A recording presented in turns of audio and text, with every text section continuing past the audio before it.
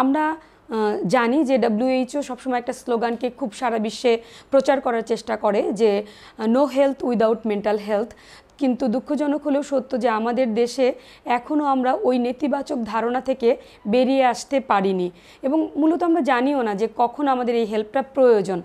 আমরা যেটা বলে থাকি যে সাধারণভাবে যখন আমাদের এই চিন্তার জায়গাটা, আমাদের আবেগের জায়গাটা এবং আমাদের আচরণের জায়গার সমন্বয় হয় না, এবং এই অসমন্বয়ের কারণে আমার দৈনন্দিন কাজকর্ম ব্যাহত হয়, আমার ব্যক্তিগত এবং কাজের জায়গার সম্পর্কগুলো নষ্ট হয়ে যেতে থাকে, এবং আমার সামাজিকভাবে যেই অবস্থান সেই জায়গাটাও নষ্ট হতে থাকে।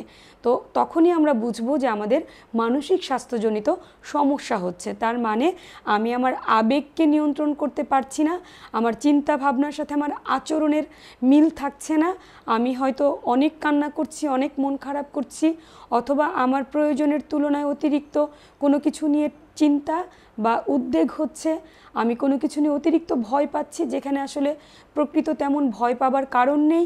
তো এই সমস্ত কারণগুলো যখন থাকে যে আমাদের প্রত্যেক দিনের কাজকর্মে, তখন আমরা বুঝবো যে এটা আমার ধারাবাহিকভাবে হচ্ছে। অন্তত গত 2 সপ্তাহ ধরে আমার এই ধরনের সমস্যা হচ্ছে, ঘুমের সমস্যা, খাবারের সমস্যা, সব কিছু মিলিয়েই আমার কোনো কিছুই সঠিকভাবে হচ্ছে না।